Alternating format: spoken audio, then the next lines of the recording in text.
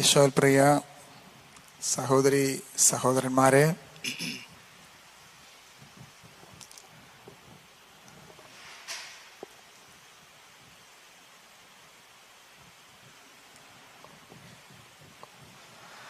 നമ്മൾ ഈ സമയത്ത് നമ്മളിപ്പോൾ നോമ്പിൻ്റെ ഒരു കാലഘട്ടത്തിലാണ്. ഏതാനും നോമ്പിൻ്റെതായിട്ടുള്ള ചെറിയ ചിന്തകൾ നമുക്ക് പങ്കുവച്ചതിന് ശേഷം നമുക്ക് ആരാധനയിലേക്ക് പ്രവേശിച്ച് പ്രാർത്ഥിക്കാം എന്ന് വിചാരിക്കുന്നു. ഇവിടേക്ക് വന്നിട്ട് കുറേ നാളായി. നിങ്ങളൊക്കെ കൂടുതൽ തീക്ഷ്ണതയിലും കൂടുതൽ പ്രാർത്ഥനാ ചൈതന്യത്തിലുമൊക്കെ ഉയർന്നു വരുന്നുണ്ട് എന്നൊക്കെ ഇങ്ങനെ അറിയുന്നതിൽ സന്തോഷം.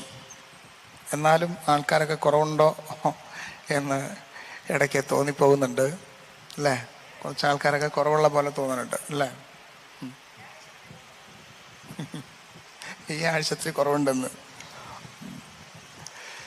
ബാക്കിയുള്ള ആഴ്ചകളൊക്കെ നന്നായിട്ട് വരാനായിട്ട് നമ്മൾ വരാറുണ്ട്.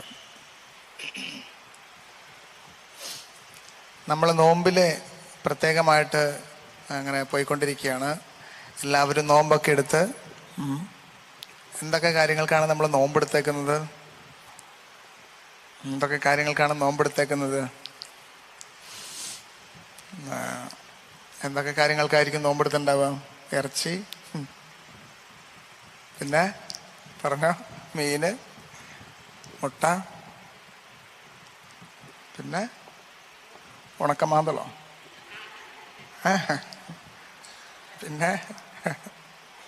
പിന്നെന്താണ്, അച്ചാറ്, മധുരം, ചായ, കാപ്പി, പാല് അല്ലേ? നോമ്പെടുത്തിട്ടുണ്ട്. നോമ്പിനെ കുറിച്ച് നമ്മൾ കേട്ടിട്ടുണ്ടായിരിക്കും ഒരുപക്ഷെ. ഇല്ലെങ്കിൽ നിങ്ങൾ ആദ്യമായിട്ടാണ് കേൾക്കുന്നതെങ്കിൽ നന്നായിട്ട് ശ്രദ്ധിക്കുക. പിന്നെയും കേട്ടുകൊണ്ടിരുന്ന കാര്യങ്ങളാണെങ്കിൽ കുറച്ചും കൂടി നന്നായിട്ട് ശ്രദ്ധിക്കുക. എന്താണെന്ന് വെച്ചാൽ നോമ്പ് എന്നുള്ള വാക്ക് വരുന്നത് 2 പദത്തിൽ നിന്നാണ്. ഏതൊക്കെയാണ് ആ പദങ്ങൾ? നോവും അൻപും. നോവ് എന്ന് പറഞ്ഞിട്ടുണ്ടെങ്കിൽ വേദന അല്ലെങ്കിൽ സഹനം. അൻപെന്ന് പറഞ്ഞാൽ സ്നേഹം. സഹനം, സ്നേഹം, 3 അക്ഷരങ്ങളുടെ കോമ്പിനേഷനാണ് സഹനവും സ്നേഹവും. സഹനം, സ്നേഹം അല്ലേ? ഒക്കെ ഒരേ വാക്കുകളാണ്. ഭയങ്കരമായ സ്നേഹം ഉള്ളിടത്താണ് സഹനങ്ങൾ ഏറ്റെടുക്കുന്നത്. അത് സഹനങ്ങളല്ലാതാവും. ശരിക്കും സഹനങ്ങളുള്ള ആൾക്കാർക്ക് നല്ല സ്നേഹം ഉണ്ടായിരിക്കും. ദൈവത്തെ സ്വന്തമാക്കാൻ വേണ്ടി ഈ സഹനവും സ്നേഹവും ഒക്കെ ഇതൊക്കെ ഒരുമിച്ച് ആകും. അവിടെയാണ് നോമ്പ്. സ്നേഹവും സഹനവും ഒക്കെ ഒരുമിച്ചാകുന്നിടത്താണ് നോമ്പുണ്ടാവുള്ളൂ. അങ്ങനെയാണ്. ഇപ്പോൾ ഉദാഹരണം പറഞ്ഞാൽ, നല്ല സ്നേഹമുണ്ടെങ്കിൽ സഹനങ്ങളല്ല. നല്ല സഹനമുള്ളിടത്താണ് ശരിക്കുള്ള സ്നേഹം. അങ്ങനെയാണ്. ഇപ്പോൾ ഞാൻ എൻ്റെ വീട് ഇവിടെ അടുത്താണ്, പാത്രമംഗലം. ഇന്ന് പോകുന്നില്ല, പോവുകയാണെന്ന് വിചാരിക്കുക. വീട്ടിൽ ഞാൻ പറഞ്ഞിട്ടില്ല എന്നിങ്ങനെയൊക്കെ വരുന്നുണ്ട്, ഇവിടേക്കൊക്കെ വരുന്നുണ്ടോന്നും പറഞ്ഞിട്ടില്ല. കാരണം അവിടേക്ക് കയറാനുള്ള സമയം ഉണ്ടായിരിക്കില്ല. അതുകൊണ്ട് മറ്റൊരു ദിവസം വരാൻ വിചാരിക്കും. ഇപ്പം ഞാൻ അങ്ങോട്ട് ചെല്ലുകയാണെങ്കിൽ അവര് പ്രത്യേകിച്ചൊന്നും അവിടെ ഒരുക്കിയിട്ടുണ്ടായിരിക്കില്ല അല്ലേ? ഭക്ഷണം കൊടുക്കുക എന്നുള്ളതാണ് അമ്മമാർക്കും അപ്പന്മാർക്കും സഹോദരങ്ങൾക്കും. അതാണ് സ്നേഹത്തിൻ്റെ ഒരു വലിയ അടയാളമാണ് ഒരുമിച്ചിരുന്നുള്ള ഭക്ഷണം. ഇപ്പം അവിടെ ചെന്നില്ല. അപ്പം ഇപ്പം ഞാൻ ചെല്ലുകയാണെങ്കിൽ അവിടെ പ്രത്യേകിച്ച് ഒന്നും ഉണ്ടായിരിക്കില്ല, മൊത്തം അവസാനിച്ചിട്ടുണ്ടായിരിക്കും അല്ല. അപ്പോൾ ഉടനെ അമ്മച്ചി വന്നിട്ട്, അയ്യോ നീ നേരത്തെ ഒന്ന് പറയായിരുന്നെങ്കിൽ ഇവിടെ എന്തൊക്കെ ഉണ്ടാവുമായിരുന്നു. എന്നാലും ആ സമയത്ത് ഓടിപ്പോയി ഒരു കോഴീനെ പിടിച്ച് 2 എണ്ണം കൊടുക്കും. ഇടടി മുട്ട എന്ന് പറഞ്ഞിട്ട് അങ്ങനെ ഒരു മുട്ട ഇടുന്നിടത്ത് 2 മുട്ട ഇടിപ്പിക്കും. അതുകൊണ്ടൊരു പൊരിച്ചു വയ്ക്കും. ഇപ്പം സുലഭമായി കിട്ടുന്നൊരു സാധനമാണ് മാങ്ങ. അതുകൊണ്ട് ഒരു കറിയും ഒരു അച്ചാറും അതുണ്ടാക്കും. പിന്നെ അതിലേലും ഓടിയപ്പോഴാണ് കണ്ടത് ഏതാണ്ടൊരു കുമ്പളങ്ങ കഷ്ണം അവിടെ കിടക്കുന്നു. അവനെടുത്തുകൊണ്ട് വന്ന് എന്നാ പിടിക്കട്ടെ ഒരു പുളിശ്ശേരി. അങ്ങനെ നോക്കുമ്പോഴാവും പറമ്പിൽ 2 കപ്പയും കാച്ചിലും നിൽക്കുന്നു, അതുകൊണ്ടൊരു ഉപ്പേരി. അപ്പോഴേക്കും ചോറ് അവിടെ വെന്തുകൊണ്ടിരിക്കുന്നു. എവിടേക്ക് ഓടിപ്പായെന്ന് എൻ്റെ ഒരു മേമ്മയുടെ വീടിൻ്റെ അടുത്ത്. അപ്പം അവിടേക്ക് പോയി നിങ്ങളുടെ അടുത്ത് വല്ലതുണ്ടോ ചോദിക്കുന്നു. അവിടുന്ന് സാധനങ്ങൾ കൊണ്ടിരുന്നു. എന്തോരം കിടന്ന് ഓടിപ്പാഞ്ഞു എന്നറിയോ. ഇതൊന്നും നമ്മൾ കാണാതെയാണ് ചെയ്യുക. അതിലേക്ക് ഇങ്ങനെ ചെയ്യും. നീ കുറച്ചു നേരം ഒന്ന് കെടുക്ക്.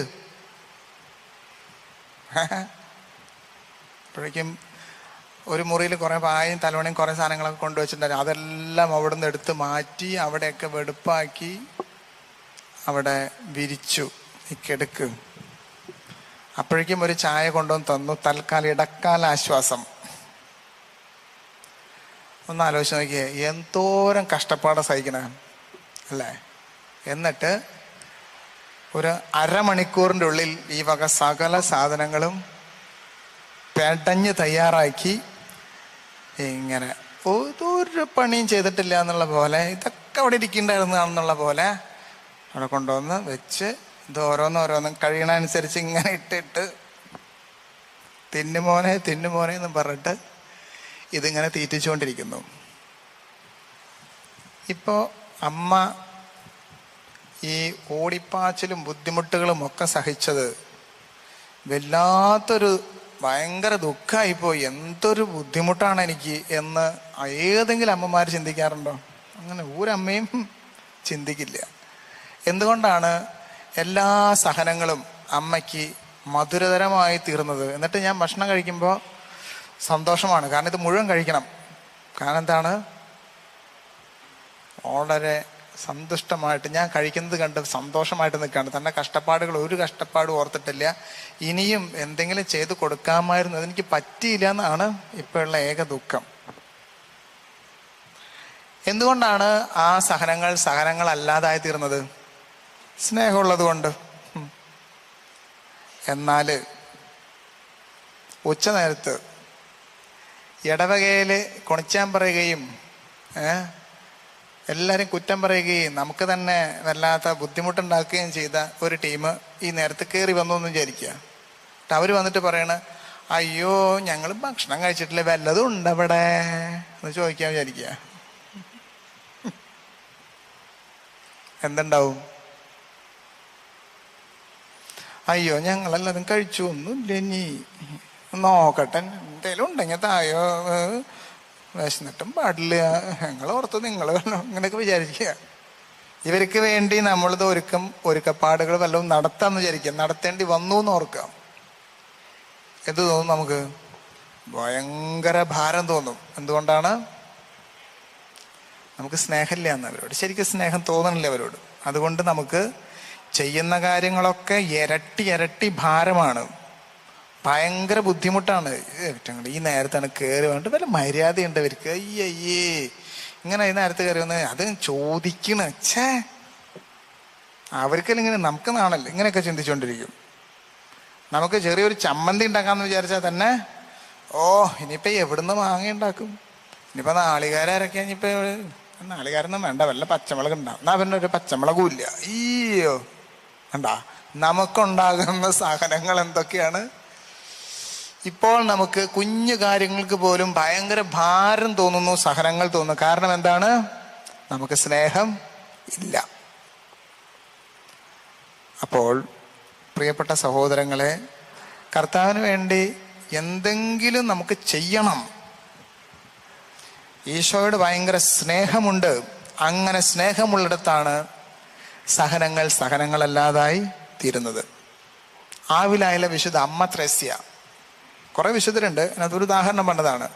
അമ്മ ത്രേസ്യ അങ്ങനെ ഇരുന്ന് അമ്മ ത്രേസ്യ പറയാണ്, അമ്മ ത്രേസ്യക്ക് തോന്നാണ് എനിക്ക് സഹനങ്ങൾ ഈ കർത്താവിന് വേണ്ടി സഹിച്ചിട്ട് കുറഞ്ഞു പോയോ. അതാണ് അമ്മ ത്രേസ്യയുടെ ദുഃഖം. അമ്മ ത്രേസ്യ അങ്ങനെ ഇരുന്ന് പറയണത് ലത്തീനിലാണ് പറഞ്ഞത്.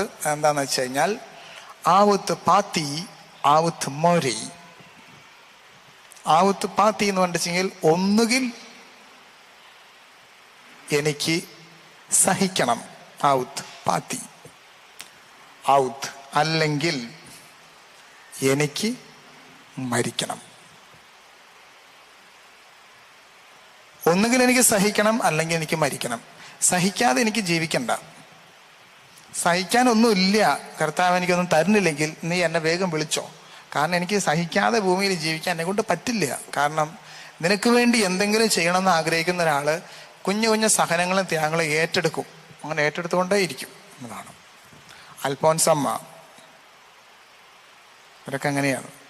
ഏത് വിശുദ്ധരും നോക്കിക്കോ, അവരെല്ലാവരും സഹിച്ചുകൊണ്ട് ദൈവത്തെ സ്നേഹിച്ചവരാണ്, സഹനത്തിൽ പങ്കുചേർന്നവരാണ്. അതുപോലെ സഹനത്തിൽ പങ്കുചേർന്ന് നമ്മുടെ ശരീരത്തിൻ്റെയും മനസ്സിൻ്റെയും ആഗ്രഹങ്ങളെയും ഇച്ഛകളെയും ഒക്കെ ഇങ്ങനെ കൺട്രോൾ ചെയ്ത് കുഞ്ഞു കുഞ്ഞു സഹനങ്ങളും ത്യാഗങ്ങളും കർത്താവിനോട് ഏറ്റെടുത്ത് ദൈവ ശുശ്രൂഷയിലേക്ക് കയറി വരുന്നവരാണ് ഈ നോമ്പ് കാലത്ത് ഉള്ള യഥാർത്ഥ വിശ്വാസികൾ. അതുകൊണ്ട് ജീവിതത്തിലെ സഹനങ്ങൾ ഇഷ്ടംപോലെ നമുക്കുണ്ടാകും. ഒറ്റ സഹനത്തെയും നമ്മൾ കളഞ്ഞേക്കരുത്. എല്ലാ സഹനവും ഏറ്റെടുക്കണം. അവിടെയാണ് നോമ്പായി തീരുന്നത്. രണ്ടാമത്തെ കാര്യം, കർത്താവിനെ പ്രസാദിപ്പിക്കാനുള്ള പല വഴികളിൽ ഒരു പ്രധാനപ്പെട്ട വഴിയായിട്ട് സഭ നമ്മെ പഠിപ്പിക്കുന്ന ഒരു ഭക്തകൃത്യമാണ് നോമ്പ്. നമ്മൾ വിശുദ്ധ കുർബാനയിൽ ഇങ്ങനെ പ്രാർത്ഥിക്കുന്നുണ്ട്. ഒനീസാദ്രാസയുടെ 3-ാം പാദത്തിൽ, അതായത് 2-ാം ഭാഗത്തിലെ 3-ാം പാദം, അതാണ് ചെറിയവരെല്ലാം വലിയവരൊപ്പം കാത്തുവസിക്കുന്നു. അതിന്റെ മറുപടിയായിട്ട് പറയുന്നതിൽ അതിന്റെ അവസാന ഭാഗത്ത് നോമ്പും പ്രാർത്ഥനയും പശ്ചാത്താപവുമാ ത്രിത്വത്തെ മോദാ നിത്യം വാഴ്ത്തിടാം. ഏതാണ് 3 കാര്യങ്ങൾ? നോമ്പ്, പ്രാർത്ഥന, പശ്ചാത്താപം. പറഞ്ഞ നോമ്പ്, പ്രാർത്ഥന, പശ്ചാത്താപം. ത്രിത്വത്തെ നമുക്ക് എന്നും ആഹ്ലാദിപ്പിക്കാം, അതിനെ സന്തോഷിപ്പിക്കാം. പരിശുദ്ധ ത്രിത്വം നമ്മുടെ ഉള്ളിൽ ജീവിക്കുന്ന പരിശുദ്ധ ത്രിത്വം സന്തോഷിക്കാൻ ഇടവരുന്ന 3 പ്രധാനപ്പെട്ട കാര്യങ്ങളിൽ ഒരു കാര്യമാണ് നോമ്പ്. മനസ്സിലായോ? നമ്മുടെ ഉള്ളിലിരിക്കുന്ന ദൈവം സന്തോഷിക്കുന്ന നിമിഷമാണ് നോമ്പെടുക്കുന്ന സമയങ്ങൾ. അതുകൊണ്ട് നോമ്പെടുക്കുന്നതിൽ നിന്ന് ആരും പിന്നാക്കം പോകരുത്. നോമ്പ്, പ്രാർത്ഥന, ദാനധർമ്മം, ഈ 3 കാര്യങ്ങൾ ആണ് പ്രധാന പുണ്യപ്രവൃത്തികൾ എന്ന രീതിയിൽ സഭ പഠിപ്പിക്കുന്നത്. നമസ്കാരം നമ്മൾ പഠിച്ചിട്ടില്ലേ? നമസ്കാരങ്ങൾ 39 കൂട്ടമൊക്കെ നമസ്കാരങ്ങളുണ്ട്. അതിനകത്തൊരു നമസ്കാരമാണ് ഇത്. പ്രധാന പുണ്യപ്രവൃത്തികൾ ഏതാണ്? നോമ്പ്, പ്രാർത്ഥന, ദാനധർമ്മം. നോമ്പ്, പ്രാർത്ഥന, ദാനധർമ്മം, 3 പ്രധാന പുണ്യപ്രവൃത്തികളാണ്. അല്ലെങ്കിൽ അതിന് ഇംഗ്ലീഷിൽ പറയുന്നത് റിലീജിയസ് വെർച്യൂസ് എന്നാണ്. Religious virtues. അപ്പം അതിനകത്ത് 1-ാമത്തെയാണ് നോമ്പ്. ഇനി നോമ്പെടുക്കുന്നതിനെ കുറിച്ച് നമുക്ക് പല പല ചിന്തകളുണ്ട്. മാർപ്പാപ്പ ഈ നോമ്പ് കാലത്തിന് ഒരുക്കമായിട്ടൊരു സന്ദേശം പറഞ്ഞത് ഭയങ്കരമായിട്ട് പ്രചരിച്ചിരിക്കുകയാണ് ഇന്ന്. എന്താണ് പറഞ്ഞത്? എന്താ ഒരു സന്ദേശം പറഞ്ഞെന്നും പറഞ്ഞിട്ടില്ലേ ആൾക്കാർ? എന്താണ് പറഞ്ഞിട്ടുണ്ടാവുക?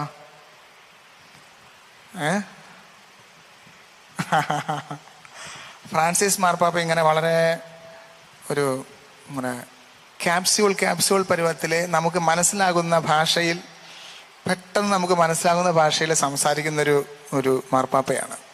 സാധാരണ മാർപ്പാപ്പമാര് ഈ ചാക്രിക ലേഖനം പോലത്തെ ലേഖനങ്ങളൊക്കെ എഴുതി കഴിഞ്ഞാൽ നമുക്ക് സുഖമായിട്ട് ഉറങ്ങാൻ പറ്റാതെ വായിക്കുന്ന സമയത്ത് അല്ലേ?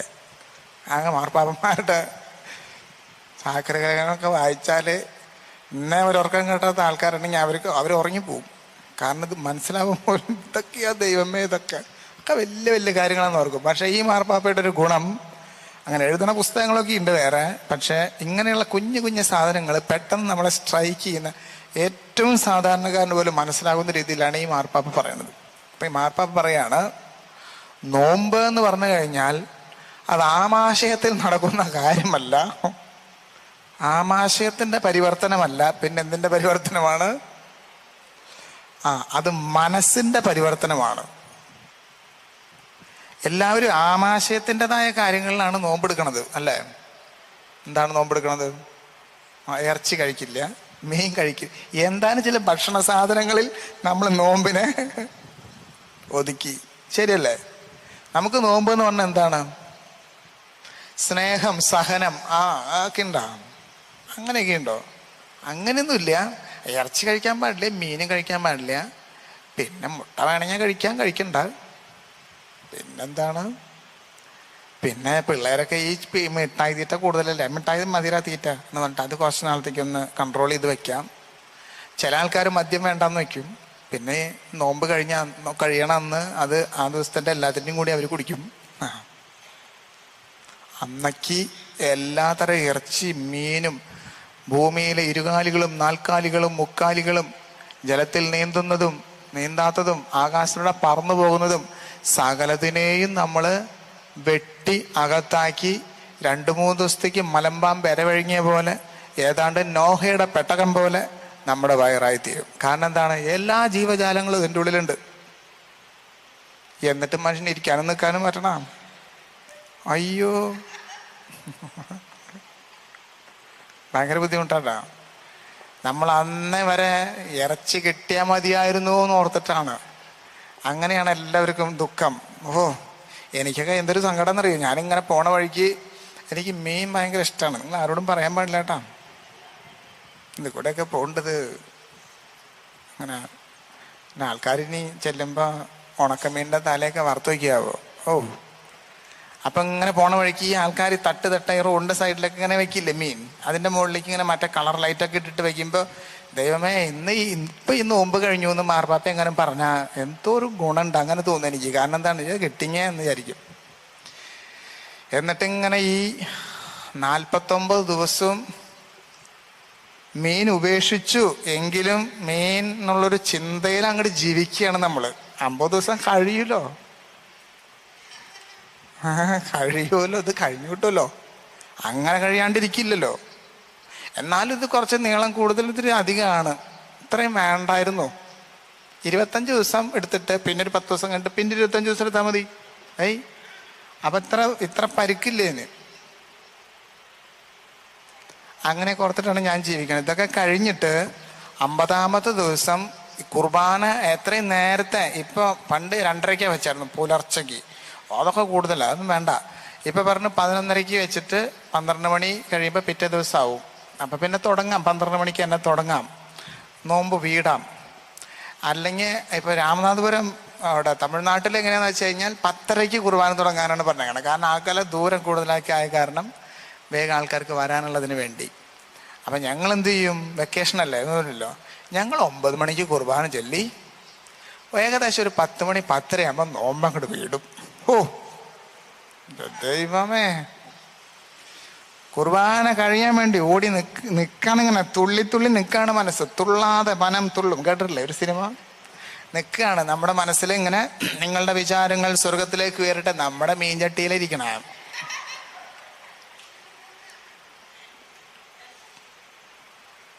നിങ്ങൾക്കൊന്നും ചിലപ്പോൾ അങ്ങനെ തോന്നുന്നുണ്ടാവില്ല. എനിക്ക് ഭയങ്കര കൊതിയാ. എൻ്റെ മനസ്സിലിങ്ങനെ തുള്ളിക്കൊണ്ടിരിക്കും. ഇങ്ങനെ എന്താണ്, വാനവും ഭൂമിയും അങ്ങയുടെ മഹിമയാൽ നിറഞ്ഞിരിക്കുന്നു എന്നൊക്കെ പറയുമ്പോൾ കോഴി കിടന്ന് ഇങ്ങനെ പിടയ്ക്കണേ ഒക്കെ അങ്ങനെ എൻ്റെ മനസ്സിലിങ്ങനെ ശരിക്കും വരും. അത് അതിൻ്റെ കാലിൻ്റെ ഭാഗം അങ്ങോട്ട് ഇത് കഴിയണില്ല, ഇനി എന്തോരം പേജുണ്ടത് കുർബാന, അത് എന്തോരത് എഴുതി വെച്ചേക്കണത്, ഇങ്ങനെയൊക്കെ തോന്നുക. ഇതങ്ങോട്ട് കഴിഞ്ഞിട്ട് ഓടിപ്പോയി ആ കലത്തിലേക്ക് അങ്ങോട്ട് വീഴുക.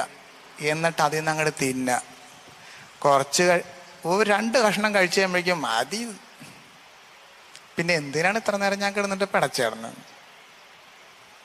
കോഴി, പോത്ത്, പോർക്ക് എന്തൊക്കെ അവിടെ വെച്ചേക്കണേ, വല്ലതും തിന്നാൻ പറ്റണ്ട. ഇതൊക്കെ ഇങ്ങനെ കാണുക. ദൈവമേ, ഇതൊന്നും കഴിക്കാൻ പറ്റണല്ലോ, നീ എന്നെ ശക്തിപ്പെടുത്തണമേ കർത്താവേ, എന്തിന് എല്ലാതും കൂടി തിന്നാൻ പറ്റണില്ല. ഇതൊക്കെ കഴിച്ചിട്ട് കുറച്ചു നേരം എന്നാ പിന്നെ വയ്യ, ശരീരമൊക്കെ തളർന്നു പോയിട്ട് കിടന്നു കഴിഞ്ഞാൽ വയറിങ്ങനെ നമുക്ക് കാണുമ്പോൾ വയറ് വലിയൊരു ഉദരം. ഓ, ഇനി ഇത് മാറ്റാൻ എന്ത് ചെയ്യണം? അപ്പോഴേക്കും കന്യാസ്ത്രീമാര് വെളുത്തുള്ളി കുത്തിച്ചതച്ചിട്ട് ഉപ്പിട്ടിട്ട് വെള്ളം, ഗ്യാസ് പോവാ. എന്തോരം സാധനങ്ങളാണെന്നറിയോ നമ്മൾ ഏറ്റെടുക്കണേ. ഇതൊക്കെ ആർക്ക് വേണ്ടിയിട്ടാണ്? ഇതൊക്കെ ആർക്ക് വേണ്ടിയിട്ടാ? ഈശോയ്ക്ക് വേണ്ടിയിട്ടാന്ന് പറയണേ. എന്തോരം സഹനങ്ങളാണ് നമ്മൾ ഏറ്റെടുത്തത്.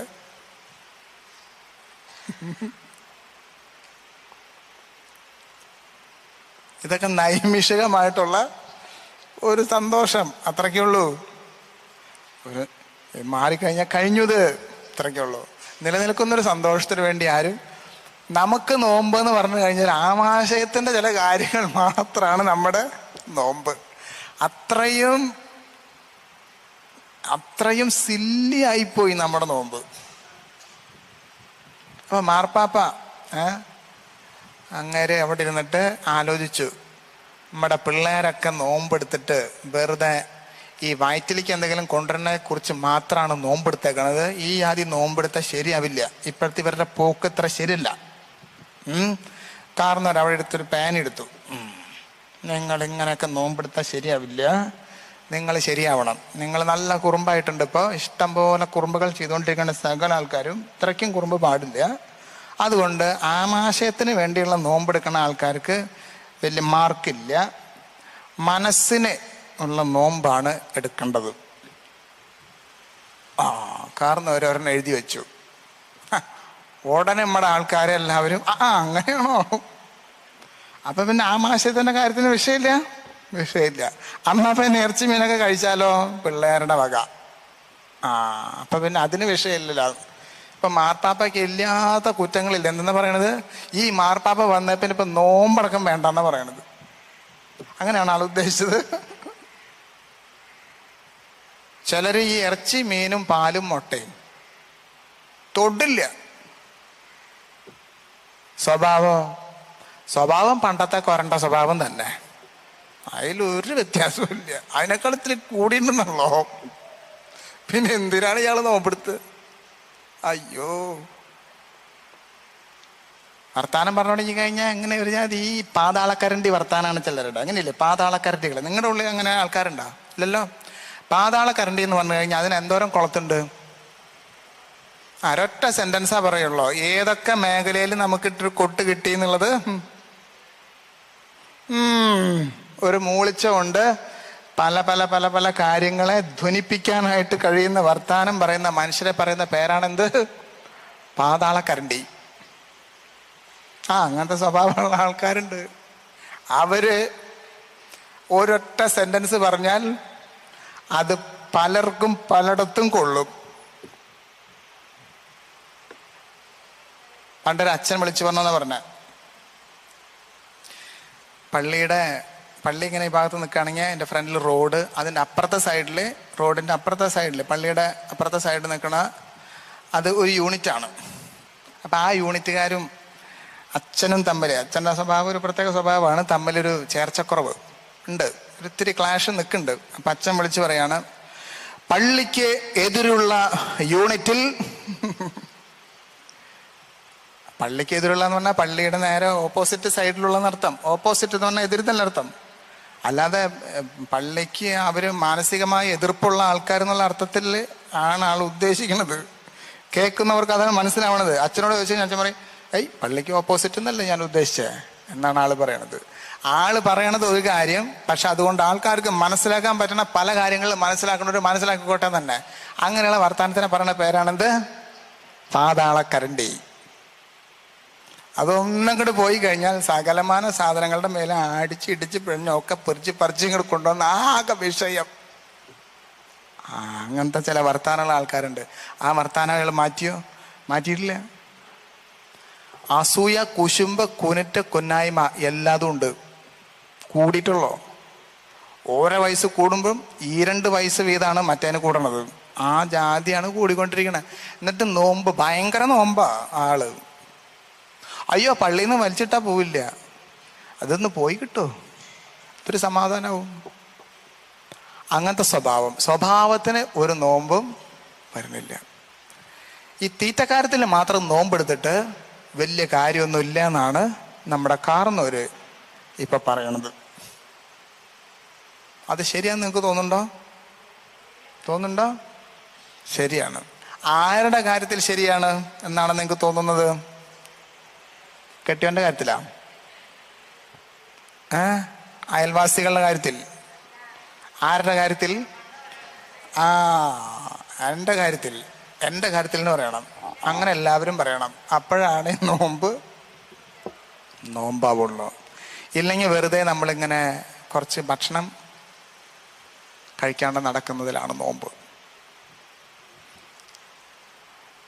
വചനം അതാണ് പറയുന്നത്. എഫേസോസ് ലേഖനം 4-ാം അധ്യായത്തിലെ 22 മുതലുള്ള വചനങ്ങൾ വായിച്ചു കഴിഞ്ഞാൽ അതിനകത്ത് പറയുന്നത് ഇങ്ങനെ തന്നെയാണ്. എന്താണ്?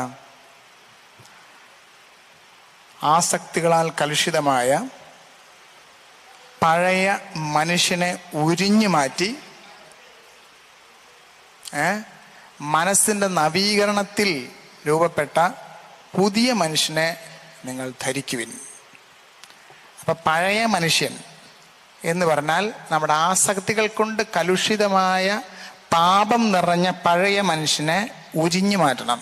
U have to peel off, തൊലി പൊളിക്കണം. ഇതുകൊണ്ട് കളഞ്ഞ്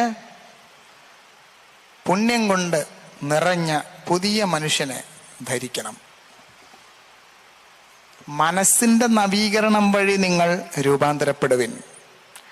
മനസ്സാണ് വ്യത്യാസപ്പെടുന്നത്. മാനസാന്തരം, മനസ്സിനാണ് അന്തരം. മനസ്സിന് അന്തരം വരണം. ആമാശയാന്തരം അല്ല നോമ്പ്.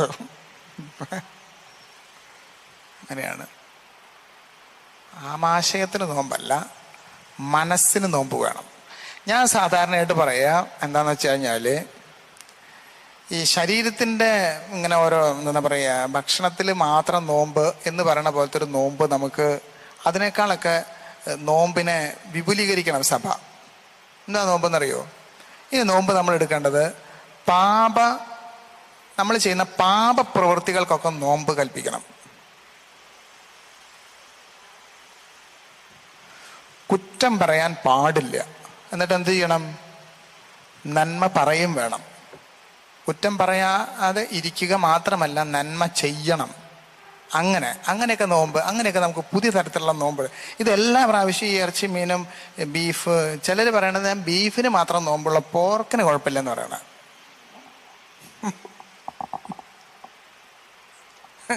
ഒരു സ്ഥലത്തേക്ക് ഞാൻ പോയപ്പോൾ അവിടുത്തെ ചേട്ടൻ്റെ നോമ്പ് കേൾക്കണം. അച്ഛാ, എൻ്റെ വീടിൻ്റെ കോമ്പൗണ്ടിനകത്ത് എനിക്ക് നോമ്പുണ്ട്, പക്ഷെ പുറത്തേക്ക് ഇറങ്ങിക്കഴിഞ്ഞാൽ എനിക്ക് അങ്ങനെ നോമ്പ് ഞാൻ എടുക്കാറില്ല. ഏതെങ്കിലും വിരുന്നുകാർ വരികയാണെങ്കിൽ വീടിൻ്റെ അകത്തും നോമ്പുണ്ടാവില്ല. ഇത് ഏത് നോമ്പത്? എന്നിട്ട് ഇയാൾ എല്ലാ ദിവസവും ഓരോരുത്തരെ വിളിച്ചു കൊണ്ടുവരും വീട്ടിലേക്ക്. എന്നിട്ട് എന്നും ഇറച്ചിയും മീനും തന്നെ. അപ്പൊ ഇയാൾക്കിത് മാറ്റാൻ പറ്റണില്ല. അങ്ങനെയൊക്കെ സ്വഭാവത്തിന് നോമ്പ്, സ്വഭാവ നോമ്പ് എന്ന് പറഞ്ഞിട്ടൊരു പുതിയ തരം നോമ്പ് ഞാൻ പറയണമെങ്കിൽ നിങ്ങൾ രഞ്ജിത്തച്ഛനോടൊക്കെ പറഞ്ഞിട്ട് അടുത്ത നോമ്പ് കാലത്തേക്ക് ഇതിനെക്കുറിച്ചൊക്കെ പറഞ്ഞ് ഒരു ലീഫ്ലെറ്റൊക്കെ നമ്മൾ ഇറക്കിയിട്ട് ഇവിടെ ഒരു പ്രത്യേക നോമ്പുണ്ട്, ആ നോമ്പ് എടുക്കാമെന്ന് പറഞ്ഞിട്ട് നമ്മുടെ ഇവിടെ നിന്ന് ഇങ്ങനെ ഒരു വിപ്ലവം പൊട്ടിപ്പുറപ്പെടട്ടെ എന്നാണ് ഞാൻ പറയുക. സ്വഭാവത്തിന് നോമ്പ്. എന്താണ് സ്വഭാവ നോമ്പ്? ഇതുവരെ കുറ്റം പറഞ്ഞിരുന്ന ആൾക്കാർ ഇപ്പൊ കുറ്റം പറയുകയില്ല, മറിച്ച് നന്മ മാത്രം പറയും. നല്ല നോമ്പല്ലേ? നല്ല നോമ്പാണ്. അങ്ങനെ നോമ്പെടുക്കണം. പിന്നെ ഇന്റർനെറ്റ്, മൊബൈൽ ഫോണിന് അഡിക്ഷൻ ഉള്ള ആൾക്കാരുണ്ട്.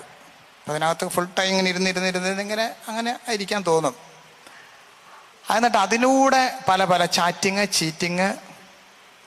ചീറ്റിങ് പോലുള്ള കുറേ സംഭവങ്ങളൊക്കെ നടക്കുകയും കണ്ണി കണ്ട കാര്യങ്ങളൊക്കെ കാണുകയും ചെയ്യുന്ന ആൾക്കാർക്ക് 50 ദിവസം ഇന്റർനെറ്റിന് നോമ്പ്. നല്ലല്ലേ? ഇന്റർനെറ്റ് നോമ്പെടുക്കുന്നു.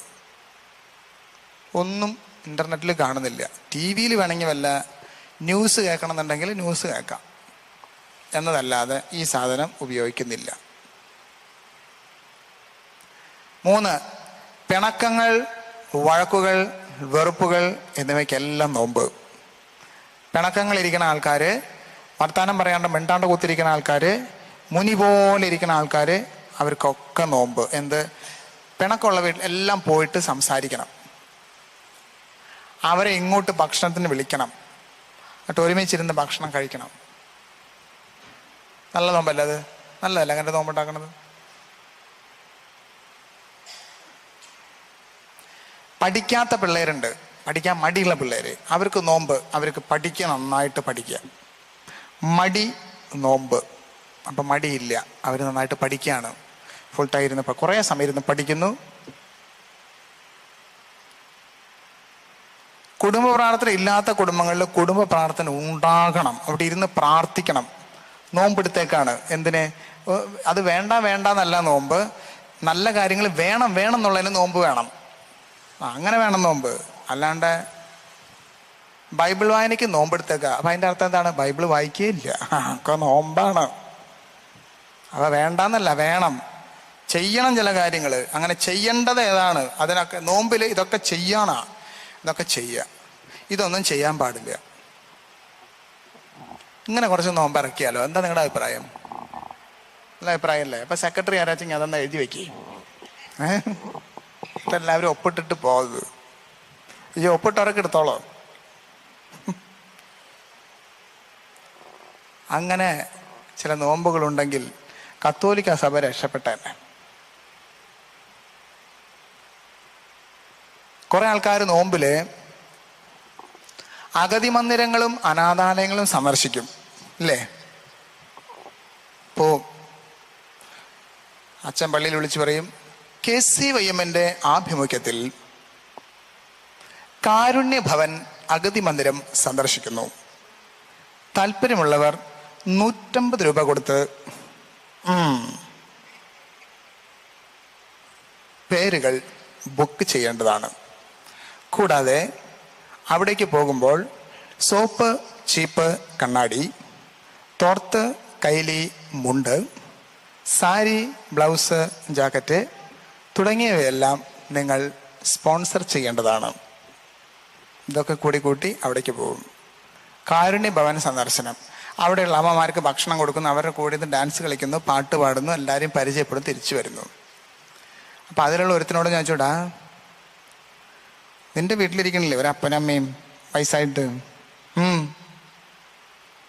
അവർ ഭക്ഷണം കഴിച്ചതെങ്ങനെ നീ ശ്രദ്ധിച്ചാ? നോക്കാൻ നേരം അച്ഛനറിയാണ്ട് അച്ഛൻ വീട്ടിലേക്ക് വന്നാൽ മതി. ആ തള്ളയുടെ വായിലിരിക്കണ കേട്ട് കഴിഞ്ഞാണല്ലോ നമുക്കിനെ ചൊറിഞ്ഞിങ്ങനെ കേറും. അത് ശരിയാണ്. ഈ തള്ളം മിണ്ടാണ്ട് കുത്തിരിക്കില്ല, ചൊറിഞ്ഞ്. അത് ചെറുപ്പം മുതലേ അതൊരു തിരിച്ചൊറിയാണ്. എന്നാലും ഇവന് ഈ കാരുണ്യഭവൻ കാണാൻ പോണേക്കാൾ മുമ്പ് അവൻ്റെ അമ്മയ്ക്ക് വേണമെങ്കിൽ കുറച്ച് ചോറ് ഇതുപോലെയൊക്കെ ഒന്ന് വാരി കൊടുക്കുകയും ഒന്ന് സ്നേഹിക്കുകയും, അതുപോലെയുള്ള അമ്മമാരാണല്ലോ അവിടെ ഇരിക്കണത്. അതുപോലുള്ള തള്ളയായിട്ടാണ് ഇപ്പൊ ഈ അമ്മാമ്മ ഇവിടെ ഇരിക്കണത്.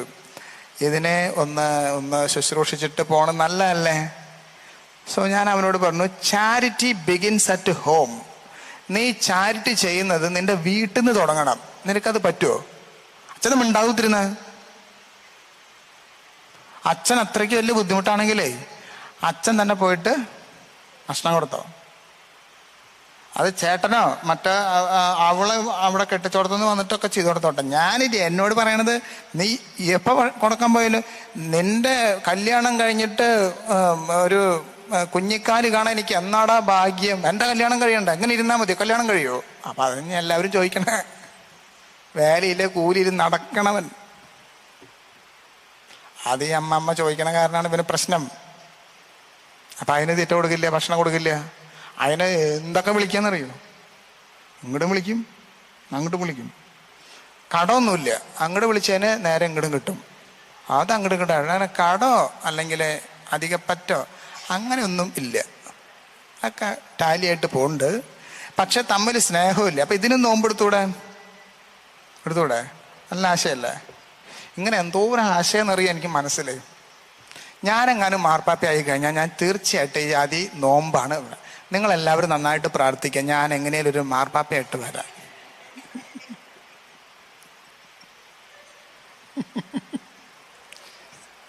ചിലർ ചിരിക്കുകയാണ്, എന്തായാലും യോഗ്യതയില്ലേ? ഇല്ലേ? ഡബിൾ യോഗ്യത ഉണ്ടെന്നാ. മാർപ്പേപ്പേജ് ഇങ്ങനെ കാണാൻ പറ്റില്ല എന്നാ. മാർപ്പേപ്പയായി കഴിഞ്ഞാൽ രഞ്ജിത്ത് അച്ഛനെ സഹായിക്കപ്പെട്ട ആളില്ല എന്ന്.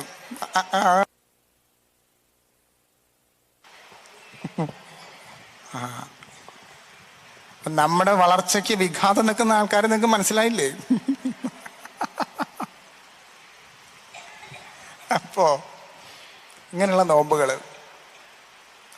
നിങ്ങൾ വീട്ടിൽ ചെന്നിട്ട് നിങ്ങളുടെ ജീവിത പങ്കാളിയോടും മക്കളോടൊക്കെ പറയാം, മക്കളെ ഇന്നൊരു അച്ഛൻ വന്നിട്ടായിരുന്നു, കണ്ടിട്ടുണ്ടെങ്കിൽ ഇത്തിരി എന്തൊരു പ്രശ്നമുണ്ട്, പക്ഷെ ആള് പറയണ കാര്യത്തിൽ എന്തോ കാര്യമുള്ളത് പോലെ തോന്നുന്നുണ്ട്. പറയും നമുക്ക് നോമ്പൊക്കെ എടുക്കുന്നതിൽ കുറച്ച് വ്യത്യാസം വരുത്താം. ഞാൻ പറയുന്നത് ഇങ്ങനെ ചില സ്വഭാവത്തിന് ചില വ്യത്യാസങ്ങളൊക്കെ വ്യത്യാസങ്ങളൊക്കെ വരുത്തുകയാണെങ്കിൽ വേണമെങ്കിൽ ഉണക്കമീൻ വേണമെങ്കിൽ അഡ്ജസ്റ്റ് ചെയ്യാം, അല്ല വേണമെങ്കിൽ മതിയിട്ടാണ്, നിർബന്ധമില്ല.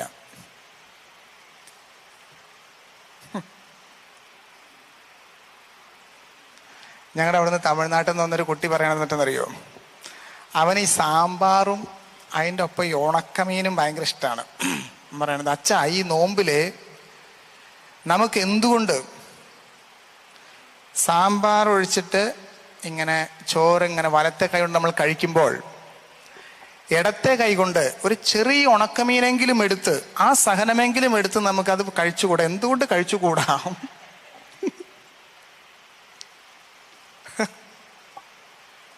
അവന് കേരളത്തിൽ നിന്നുള്ള ആൾക്കാരുടെ മാതാപിതാക്കളുടെ കുട്ടിയാണ്. അപ്പോൾ അവന് പകുതി കേരളക്കാരനും പകുതി തമിഴനുമാണ് അവൻ. അപ്പം അവൻ പറയണ അങ്ങനെയാണ്, സാമ്പാറാണ് തമിഴന്മാർക്ക് വലിയ താല്പര്യമാണ് സാമ്പാർ. അപ്പം സാമ്പാർ കൂട്ടി ഇങ്ങനെ കഴിക്കുന്ന സമയത്ത് മലയാളികളുടെ ഇഷ്ടവിഭവമാണ് ഒരു ഉണക്കമാന്തള്. അതിൻ്റെ ഒപ്പം ഇല്ലെങ്കിൽ ഒരു പൂർണ്ണതയില്ല അച്ഛാ. വേണമെങ്കിൽ അതൊക്കെ അഡ്ജസ്റ്റ് ചെയ്യാം, പക്ഷെ മറ്റേ കാര്യങ്ങൾ കറക്റ്റ് ആക്കണം കേട്ടാ. അത് ശരിക്കും എഴുതി വെച്ചോളൂ. അമ്മച്ചില്ലേ സെക്രട്ടറി.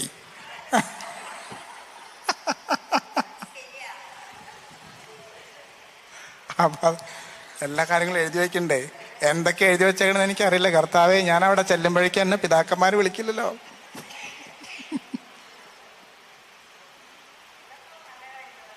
ആ നല്ല കാര്യങ്ങള് ഇപ്പം ഈ പറഞ്ഞതൊക്കെ നല്ല കാര്യങ്ങളാന്ന് പറയണേ. കുറച്ച് നേരത്തെ അത്ര അങ്ങോട്ട് നന്നായിട്ടില്ല. അപ്പോ നോമ്പിന്റെ കാര്യങ്ങളാണ്. നമ്മളിങ്ങനെയുള്ള കാര്യങ്ങളൊക്കെ നോമ്പെടുക്കണം. നമ്മുടെ ക്രിസ്ത്യാനികൾക്ക് പറ്റുന്ന തെറ്റ് എന്താന്ന് വെച്ച് കഴിഞ്ഞാൽ, മാർപ്പാപ്പ പറഞ്ഞ കറക്റ്റാ, ഈ 89ാമത്തെ വയസ്സിൽ എങ്ങനെയാണ് ഈ കാർന്നവർക്ക് ഇങ്ങനത്തെ ബുദ്ധികൾ വരണേന്നുള്ളതാണ്.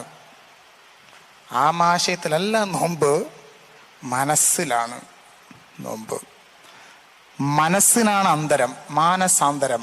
മനസ്സിനാണ് അന്തരം വരേണ്ടത്. മനസ്സിന് ഒരു അന്തരം വരുന്നില്ല, അത് കൊളായിക്കൊണ്ടിരിക്കുകയാണ്. നോമ്പ് ഇങ്ങനെ ഗംഭീരമായിട്ട് മുറുകിക്കൊണ്ടും ഇരിക്കുന്നു. നമുക്ക് ആ ശൈലി മാറ്റണം. വഴക്ക് വിദ്വേഷത്തിനൊക്കെ നോമ്പ് അതൊന്നും വേണ്ട, ഉള്ളത് മാറ്റണം. ഇങ്ങനെയൊക്കെ നോമ്പെടുത്ത് നോമ്പ് നമുക്ക് കൂടുതൽ അർത്ഥവത്താക്കി തീർക്കണം. ഇത് നമ്മുടെ ജീവിതത്തിൻ്റെ അടിസ്ഥാന പ്രമാണമാക്കിയിട്ട് നമ്മൾ എടുക്കുക. എല്ലാവരും ഈ നോമ്പിലെ ചെയ്യുന്ന ഒരു പ്രധാന പുണ്യപ്രവൃത്തിയാണ് മലയാറ്റൂർ മല കയറാൻ പോവുക. ഇപ്പം ഇരിങ്ങാലക്കുട ആണെങ്കിൽ കനകമല കയറാൻ പോകണം. ഒന്നിനും പറ്റില്ലെങ്കിൽ 14 പള്ളികൾ പോയിട്ട് സന്ദർശിച്ചിട്ട് കുരിശിൻ്റെ വഴി എത്തിക്കുക. ഒക്കെ നല്ല കാര്യങ്ങളാണ്, കുഴപ്പമൊന്നുമില്ല. മലയാറ്റൂർ മല കയറാൻ പോകുമ്പോൾ മല കയറാൻ പോണവർ ചിന്തിക്കുക, എൻ്റെ വീടിൻ്റെ തൊട്ടപ്പുറത്തെ വീട്ടിലേക്ക് കടന്നിട്ട് എത്ര നാളായിരുന്നു.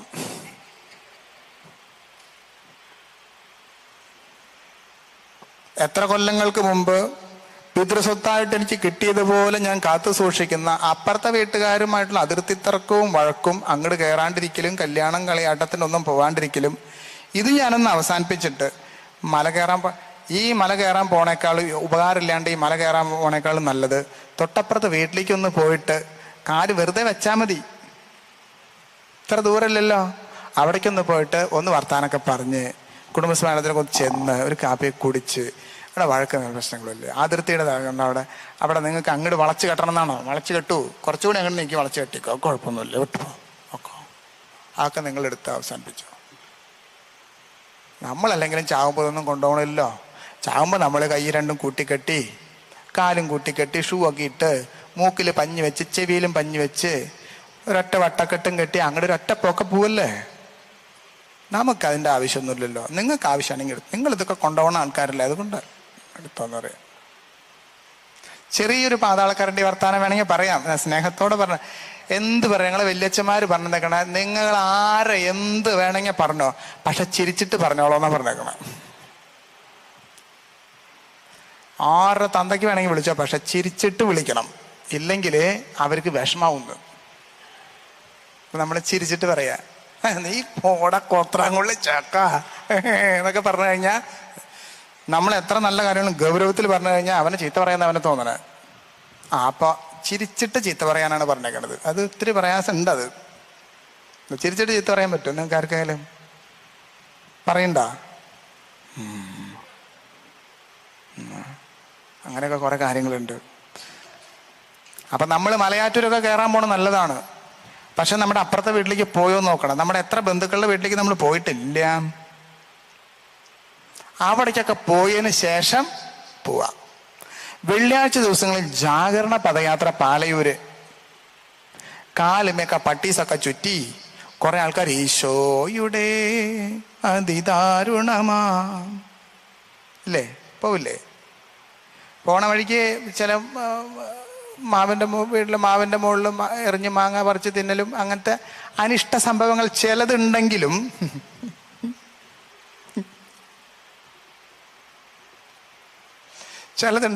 പൊതുവെ നന്നായിട്ട് തന്നെയാണ് ഇതൊക്കെ പോയിക്കൊണ്ടിരിക്കുന്നത്. അപ്പൊ ഈ പിള്ളേരോട് പറയുക, ഇങ്ങനെ പിള്ളേരൊക്കെ കുട്ടികളും യുവജനങ്ങളൊക്കെ ഇങ്ങനെ പോവാറുണ്ട്. അപ്പൊ അവരോട് പറയാടാ മോനെ പീടികയിലേക്ക് ഒന്ന് പോയിട്ട് വാടാ, ഒരു അരിയോ സാധനങ്ങളോ ഒന്ന് മേടിച്ചിട്ട് വാടാന്ന് പറയുമ്പോ പോവോ പിള്ളേര്?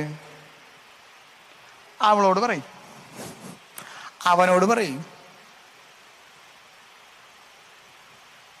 ആ പറയണ ആളാണ് കാലും മറ്റേ തുണിയും ചുറ്റി പീഡാ സഹനങ്ങളെ ഓർത്തെന്നും പാലൂർക്ക് പോണത്. എന്തോരം പുണ്യം ഉണ്ടാവും അവന്, എനിക്കറിഞ്ഞൂടാ. ഒറ്റ കാര്യം പറഞ്ഞാൽ കേൾക്കില്ല വീട്ടില്.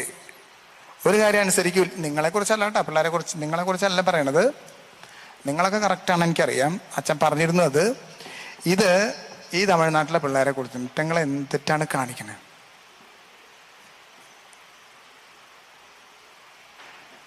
വേളാങ്കണ്ണിക്ക് പദയാത്ര എന്ന് പറഞ്ഞത് ഇറങ്ങുക, കടയിലേക്കും പോവില്ല, ഒരു സഹായിക്കില്ല, ഒന്നും ചെയ്യില്ല. എന്ത് പറഞ്ഞാലും അവരോട് പറയും, ഇവരോട് പറയും, എനിക്കൊന്നും പോകാൻ പറ്റിരിക്കും. ഇതിനൊക്കെ പോവും. അപ്പൊ എന്ത് ചെയ്യണം? ആദ്യം നമ്മുടെ നോമ്പില് വീട്ടിലൊക്കെ പറഞ്ഞാൽ കേൾക്കണം, കടയിലേക്കൊക്കെ പോകണം, അതൊക്കെ ചെയ്യണം. എന്നിട്ട് വേണം എവിടേക്ക് പോകാൻ? പാലൂർക്ക് പോകാൻ. അപ്പുറത്തെ വീട്ടിലേക്കൊക്കെ പോയി വഴക്കും പിണക്കൊക്കെ തീർക്കുക. കല്യാണത്തിൻ്റെ അവസരത്തിൽ വല്ല ചടങ്ങുകളൊക്കെ നടക്കുന്ന സമയത്ത് അവർ വന്നില്ല, ഇവർ വന്നില്ല, ഇവർ നേരം വൈകി, അവർ വന്നപ്പോൾ ചോറിനാതെ പോയി എന്നൊക്കെ കുറെ പിണക്കങ്ങളൊക്കെ ആയിട്ടിരിക്കണില്ലേ? അങ്ങോട്ട് ചെന്നപ്പോൾ മുണ്ടുംപെട്ടി കൊണ്ടുപോയില്ല, ഇങ്ങോട്ട് വന്നപ്പോൾ വാഴക്കൊലയിൽ 21 കായ ഉണ്ടായില്ല എന്നൊക്കെ പറഞ്ഞിട്ട് ഭയങ്കര തെക്കും തിരക്കും വഴക്കുകളായിട്ട് നടക്കുന്നതൊക്കെ ഈ വഴക്കൊക്കെ തീർക്കുക. എന്നിട്ട് മലയാറ്റൂർക്ക് പോവുക. വീട്ടിലിരിക്കുന്ന അപ്പനും അമ്മേനെ സ്നേഹിക്കുക, അവരെ ശുശ്രൂഷിക്കുക, അവരെ പരിപാലിക്കുക, അവരുടെ മനസ്സിന് വിഷമമൊന്നും ഉണ്ടാക്കാത്ത രീതിയിൽ ആയതിനു ശേഷം മാത്രം അഗതി മന്ദിരം സന്ദർശിക്കാൻ പോവുക. നമ്മുടെ നോമ്പിന്റെ മാനദണ്ഡങ്ങളാണ് പറയണേ കേട്ടാ. അടുത്ത കൊല്ലം ഇതൊക്കെ പ്രാവർത്തികമാക്കും, ഇതൊക്കെ നിയമങ്ങളായിട്ട് വരും.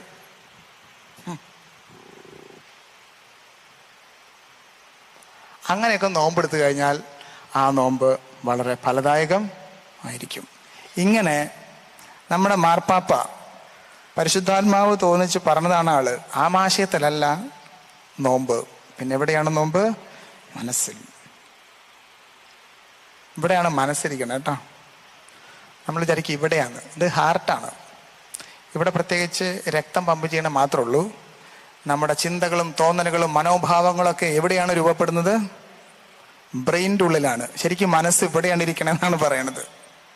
പറയാ എൻ്റെ മനസ്സിൽ തട്ടിയിട്ടാണ് ഞാൻ പറയണതെന്ന് ഇങ്ങനെ പറഞ്ഞോളാൻ, ഇങ്ങനെ പറയരുത്.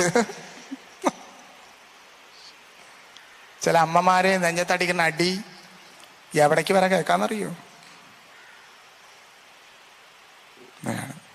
മനസ്സ് ഇവിടെ അല്ല, നീ തലയിലടിച്ചാൽ മതി. എൻ്റെ മനസ്സിൽ തട്ടി ഞാൻ പറയാണെന്നൊക്കെ പറയാ. ഇവിടെ മനസ്സിരിക്കണത്. എന്നിട്ടെന്ത്, നമ്മളെ നോമ്പൊക്കെ പരിവർത്തനം ചെയ്യപ്പെടേണ്ടതായിട്ടുണ്ട്. പിന്നെ ശരീരത്തിൻ്റെ കൊതികളെയൊക്കെ നിയന്ത്രിക്കാൻ വേണ്ടിയിട്ടൊക്കെയാണ് നമ്മൾ ഈ ഭക്ഷണ സാധനങ്ങളിലൊക്കെ, അതിലൊക്കെ ഇതുപോലെ ശരീരത്തിൻ്റെ കൊതികളെയൊക്കെ നിയന്ത്രിക്കാൻ ഒക്കെയാണ് അങ്ങനെ നോമ്പെടുക്കണം. അങ്ങനെ നമ്മൾ നമ്മുടെ ശരീരത്തിൻ്റെ ആശകളെ റെസ്ട്രിക്റ്റ് ചെയ്യും. അത് ഈ ഭക്ഷണകാര്യം മാത്രമല്ല, പിന്നെയും കുറേ ശരീരത്തിൻ്റെ കാര്യങ്ങളുണ്ടല്ലോ, അപ്പം അതിനൊക്കെ റെസ്ട്രിക്റ്റ് ചെയ്യണം.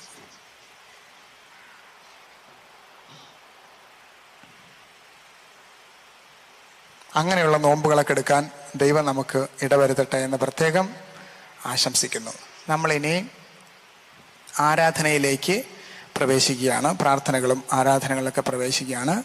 നമുക്ക് അല്പസമയം ഒന്ന് എഴുന്നേറ്റ് നിൽക്കാം. എഴുന്നേറ്റ് നിന്നുകൊണ്ട് കൈക്കുപ്പി പ്രാർത്ഥിക്കാം. പരിശുദ്ധ അമ്മയുടെ ഔസേപ്പ് പിതാവിൻ്റെയൊക്കെ വലിയ മധ്യസ്ഥ്യം നമുക്ക് ചോദിക്കാം. കർത്താവെ, അങ്ങയെ ആരാധിക്കാനും സ്തുതിക്കാനും പരിശുദ്ധ അമ്മയുടെയും വിശുദ്ധ ഔസേപ്പ് പിതാവിൻ്റെയും മാലാഖമാരുടെയും കൂട്ടായ്മകളോട് ചേർന്ന് അങ്ങയെ ആരാധിക്കാനും സ്തുതിക്കാൻ ഞങ്ങൾക്ക് ശക്തി തരണമേ എന്ന് ഹൃദയത്തിൽ പ്രാർത്ഥിച്ചുകൊണ്ട് രണ്ട് കരങ്ങളും ഉയർത്തിട്ട് എല്ലാ മക്കളും ഉയർത്തി ഈശോയെ സ്തുതിക്കാം. Hallelujah, hallelujah, hallelujah. ഈശോയെ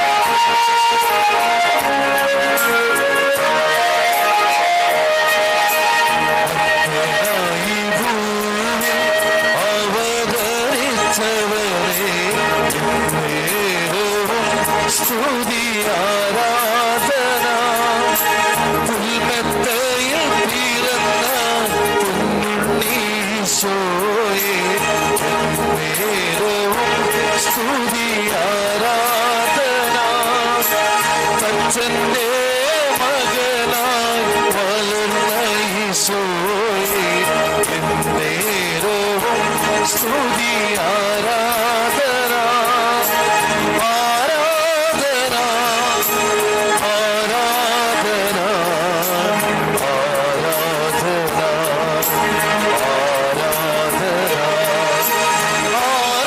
ആരാധന, ആരാധന.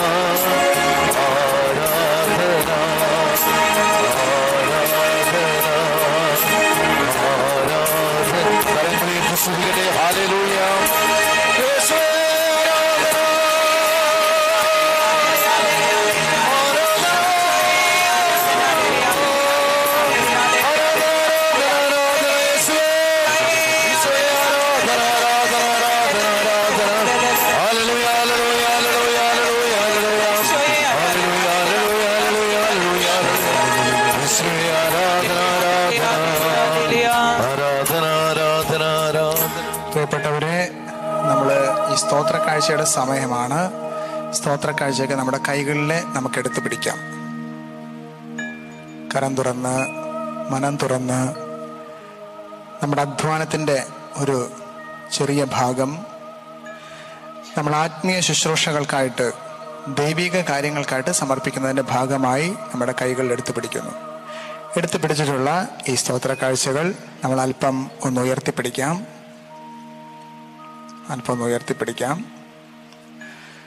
നമുക്ക് അല്പസമയം സ്തുതിച്ച് പ്രാർത്ഥിക്കാം. സാമ്പത്തിക പ്രതിസന്ധികളും സാമ്പത്തികമായിട്ടുള്ള കോട്ടങ്ങളും നമ്മുടെ കുടുംബങ്ങളിൽ നിന്ന് വിട്ടുമാറാൻ വേണ്ടി നമ്മൾ പ്രത്യേകം പ്രാർത്ഥിക്കുന്ന സമയത്ത് നിങ്ങളുടെ കുടുംബത്തിലേക്ക് വരുമാനം കൊണ്ടുവരുന്ന വ്യക്തികൾ, അവരുടെ ജോലി സ്ഥലങ്ങൾ, ആയിരിക്കുന്ന ജോലികൾ എല്ലാത്തിനെയും സമർപ്പിച്ച് നമ്മൾ പ്രാർത്ഥിക്കുന്നു, സ്തുതിക്കുന്നു. ഹല്ലേലൂയ,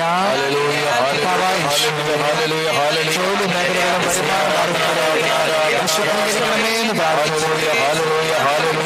വരുമാനം കൊണ്ടുവരുന്നവരെ, ജോലിക്ക് പോകുന്നവരെ, ജോലി ചെയ്യുന്ന ഇടങ്ങളെ, അവരുടെ അധികാരികളെ, അവരുടെ സഹപ്രവർത്തകരെ ഈശോയുടെ നാമത്തിൽ ആശീർവദിക്കുകയും വിശദീകരിക്കുകയും ചെയ്യും. സാമ്പത്തിക ബുദ്ധിമുട്ടുകൾ, പരാധീനങ്ങൾ അനുഭവിക്കുന്ന എല്ലാ കുടുംബങ്ങളിലും കൈതുറന്ന് തന്നെ സമൃദ്ധമായിട്ട് നൽകണമേ എന്ന് പ്രാർത്ഥിക്കുന്നു. ഫിലിപ്പിയർ 4:19 പിതാവിന്റെ മഹത്വത്തിൽ സമ്പന്നത്തിൽ യേശുക്രിസ്തുവിന്റെ ആവശ്യങ്ങളെല്ലാം നൽകുമെന്നുള്ള ഈ വചനം കുടുംബങ്ങളിലെ വ്യക്തികളിൽ പ്രാർത്ഥിക്കുന്നു, സ്തുതിക്കുന്നു. ഹല്ലേലൂയ,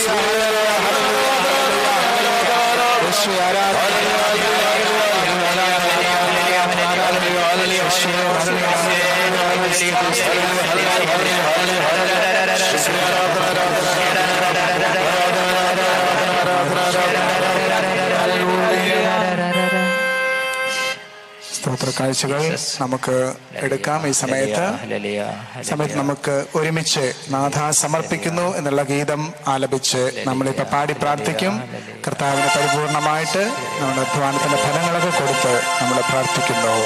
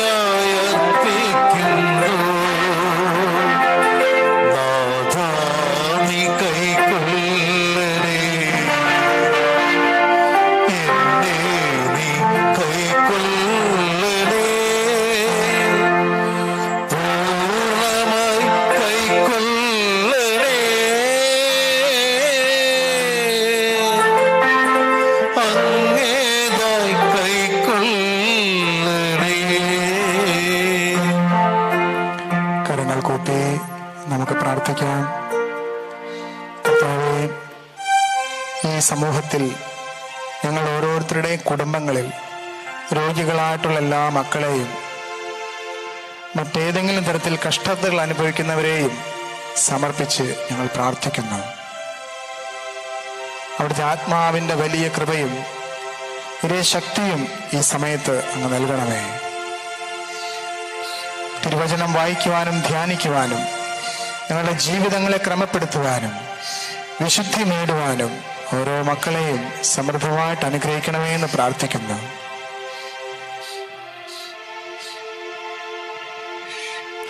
എല്ലാ തരത്തിലുള്ള പാപത്തിന്റെ ബന്ധനങ്ങളെയും തകർത്തെറിയാൻ ആവശ്യമായ ശക്തി ഞങ്ങൾക്ക് ഓരോരുത്തർക്കും പ്രദാനം ചെയ്യണമേ എന്ന് പ്രാർത്ഥിക്കുന്നു.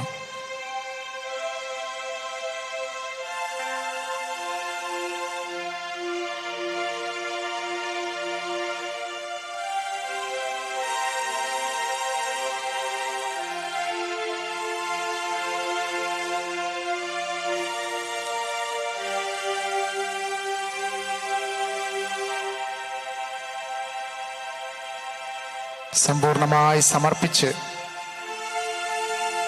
എല്ലാ മേഖലകളെയും നമ്മൾ സമർപ്പിച്ച് നമ്മൾ ഈ സമയത്ത് കർത്താവിനെ സ്തുതിച്ച് ആരാധിച്ച് പ്രാർത്ഥിക്കാനായിട്ട് പോവുകയാണ്. നമുക്ക് കൈകൊട്ടി കർത്താവിനെ സ്തുതിക്കുകയും ആരാധിക്കുകയും ചെയ്യാനായിട്ട് പരിശ്രമിക്കാം. നമുക്കെല്ലാവർക്കും എഴുന്നേറ്റ് നിൽക്കാം. ദൈവത്തെ ആരാധിച്ച് സ്തുതിച്ച് പാടി പ്രാർത്ഥിക്കാം. നമ്മുടെ ശരീരം കൊണ്ടും മനസ്സുകൊണ്ടും ദൈവത്തെ ആരാധിക്കുന്ന സമൂഹമായിട്ട് നമുക്ക് മാറാം. നമ്മുടെ എല്ലാ അശുദ്ധിയും പാപവും തഴക്കങ്ങളും പാപത്തിൻ്റെ പീഡകളും എല്ലാം നമ്മളെ വിട്ടുപോകാൻ, പൈശാചിക ശക്തികൾ നമ്മെയും കുടുംബങ്ങളെയും വിട്ടുപേക്ഷിച്ച് പോകാനായിട്ടുള്ള വലിയ ശക്തിയും അനുഗ്രഹവും നമുക്കുണ്ടാകട്ടെ എന്ന് ഹൃദയപൂർവ്വം പ്രാർത്ഥിച്ചുകൊണ്ട് വേണം ഈ പ്രൈസ് ആൻഡ് വർഷിപ്പ് സ്തുതി പ്രാർത്ഥനയിൽ നമ്മൾ പങ്കെടുക്കും.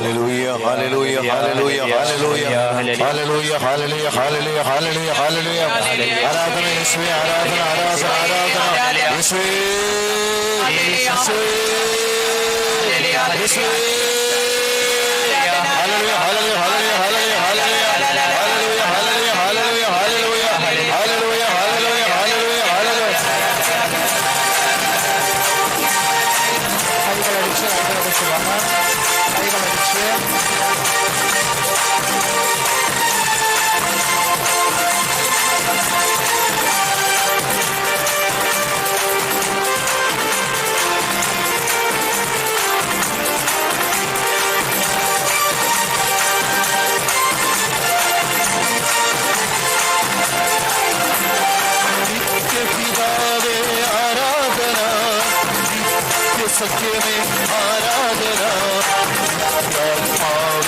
ആരാധന, നിതാന്ത സ്നേഹമേ ആരാധന, പാടി പിതാവേ ആരാധന, പാടി സഖ്യമേ ആരാധന, ആത്മാവേ ആരാധന, നിതാന്ത സ്നേഹമേ ആരാധന,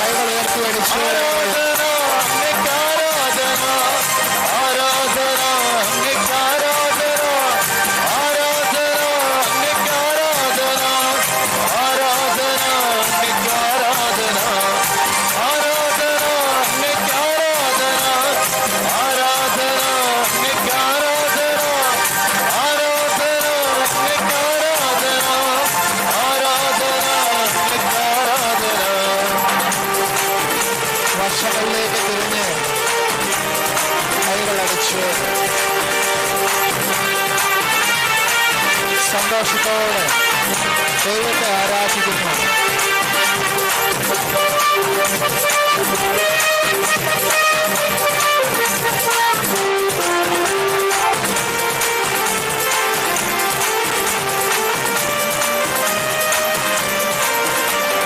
സൃഷ്ടികളെല്ലാം സൃഷ്ടാവിനെ ആരാധിച്ചിരുവിൻ, ഭൂവാസികളെ ദൈവപുത്രനെ ആരാധിച്ചിരുവിൻ. സൃഷ്ടികളെല്ലാം സൃഷ്ടാവിനെ ആരാധിച്ചിരുവിൻ, ഭൂവാസികളെ ദൈവപുത്രനെ ആരാധിച്ചിരുവിൻ.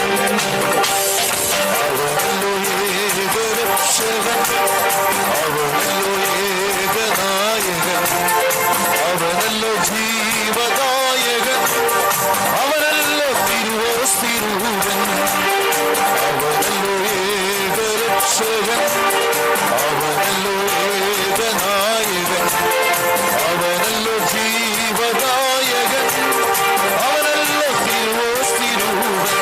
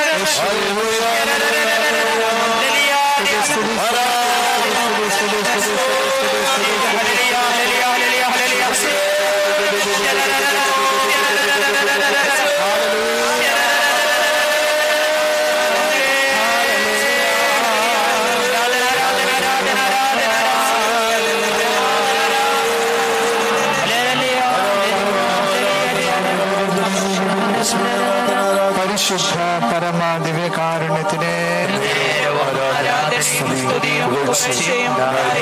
പരിശുദ്ധ പരമാദിവ്യകാരുണ്യത്തിനെ, പരിശുദ്ധ പരമാദിവ്യകാരുണ്യത്തിനെ.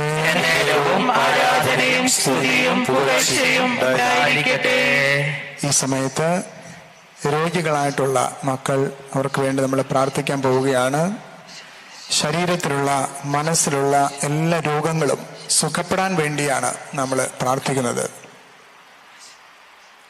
രോഗികളായിട്ടുള്ളവർക്ക് വേണ്ടി തീക്ഷ്ണതയോടെ നമ്മൾ പ്രാർത്ഥിക്കുന്നു. പുറപ്പാട് 15:26, ഞാൻ നിന്നെ സുഖപ്പെടുത്തുന്ന കർത്താവാണ്.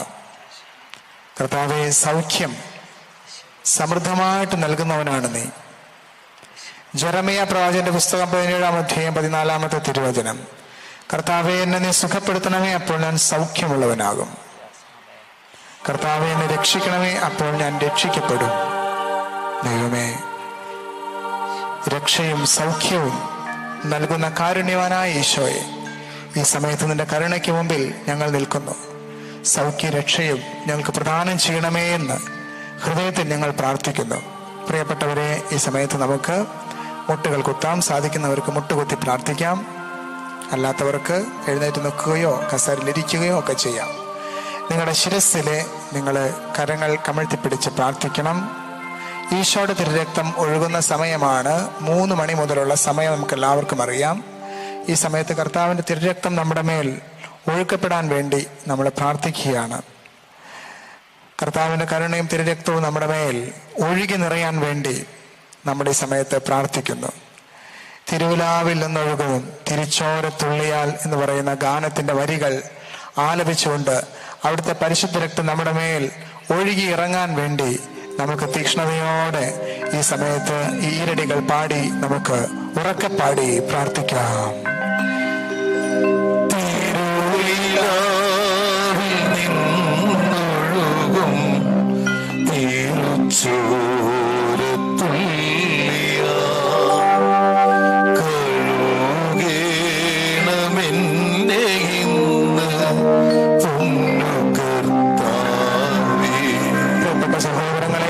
സമയത്ത് ക്ഷമിക്കാനായിട്ട് ആരോടെങ്കിലും ക്ഷമിക്കാനോ പൊറുക്കാനോ ബുദ്ധിമുട്ട് അനുഭവിക്കുന്ന വ്യക്തികൾ, മറ്റുള്ളവർ ചെയ്ത ദ്രോഹങ്ങൾ മനസ്സിൽ സൂക്ഷിച്ചിരിക്കുന്നവർ, മറ്റുള്ളവരോട് പരാതിയുള്ളവർ, പരിഭവങ്ങളുള്ളവർ, ബുദ്ധിമുട്ടുകൾ, വഴക്കുകൾ, പിണക്കങ്ങളുള്ളവർ, എല്ലാ മക്കളും ആരാണോ നമ്മൾ ഉപദ്രവിച്ചത് അവർക്ക് നമ്മൾ മാപ്പ് കൊടുക്കുന്നു.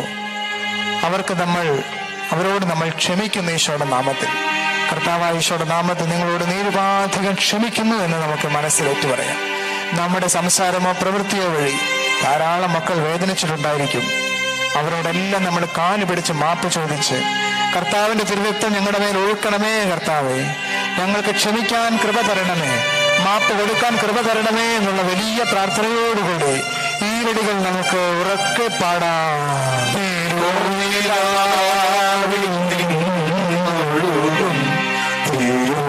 ും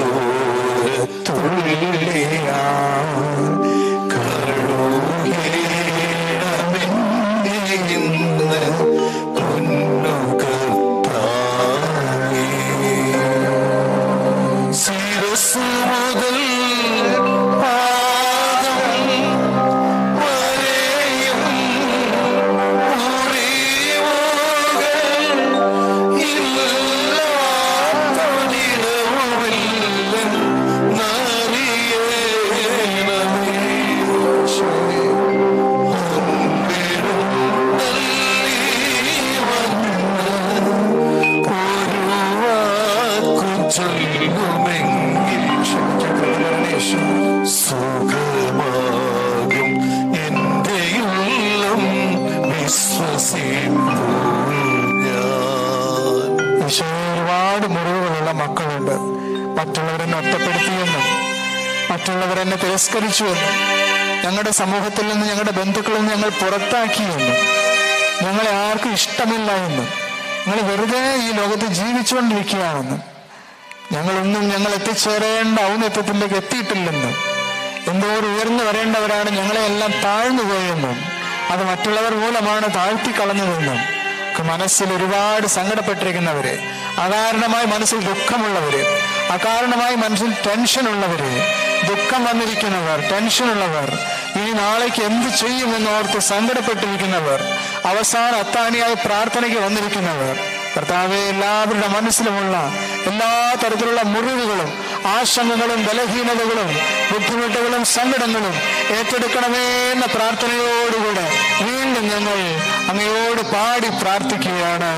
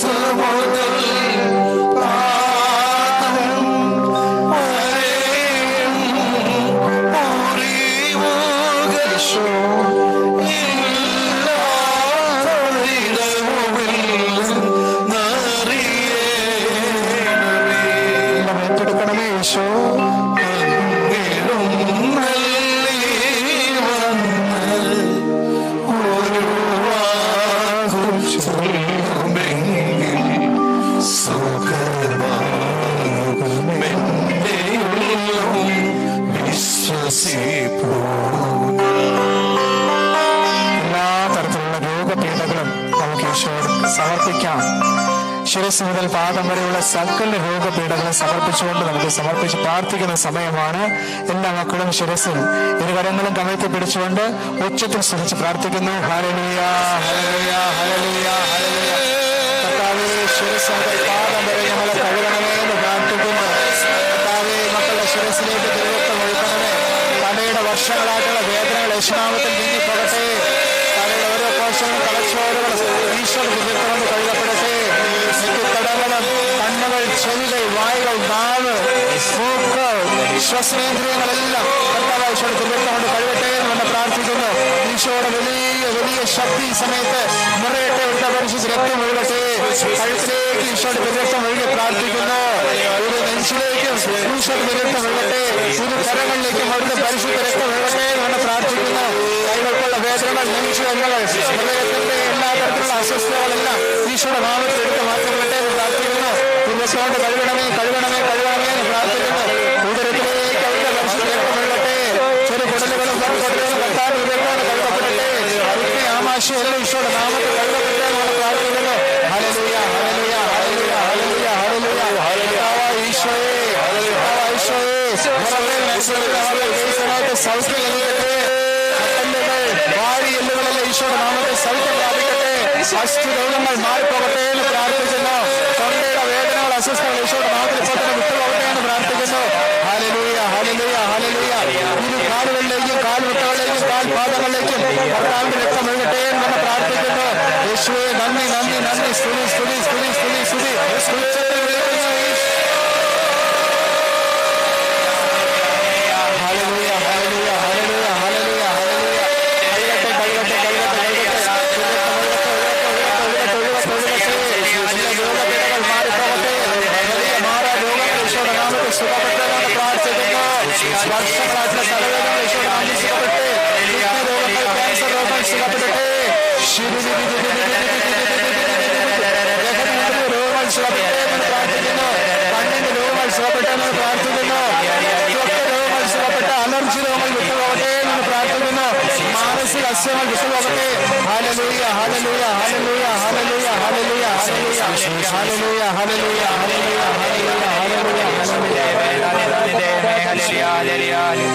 ഹല്ലേലൂയ, ഹല്ലേലൂയ. പരിശുദ്ധ പരമമാ ദിവ്യകാരുണ്യമേ, എന്നും എന്നും അങ്ങേക്ക് ആരാധന.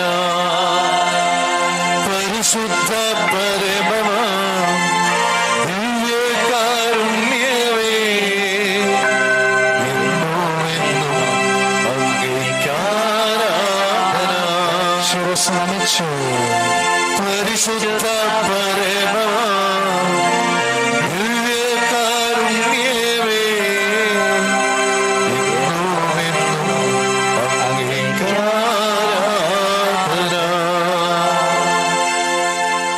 ദിവ്യകാരുണ്യേശ്വരയുടെ ആശീർവാദത്തിന് വേണ്ടി നമ്മൾ ഒരുങ്ങുകയാണ്. നമുക്ക് ജീവിതത്തിന് ആവശ്യമുള്ള 3 അനുഗ്രഹങ്ങൾ ഈശോയോട് ചോദിച്ച് പ്രാർത്ഥിക്കാം.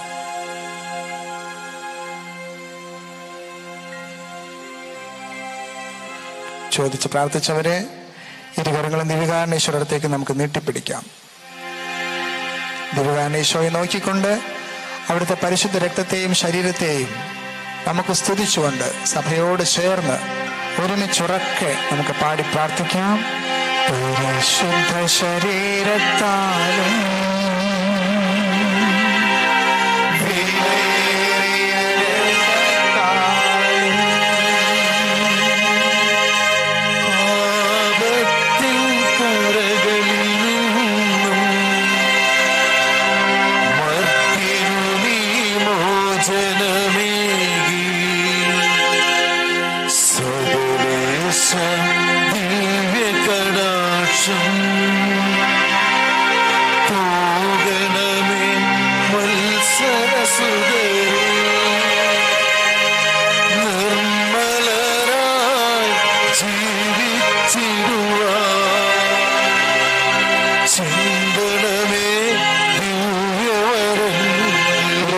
സ്വർഗത്തിലേക്ക് ഉച്ചത്തിൽ ശ്രദ്ധിക്കുന്നു.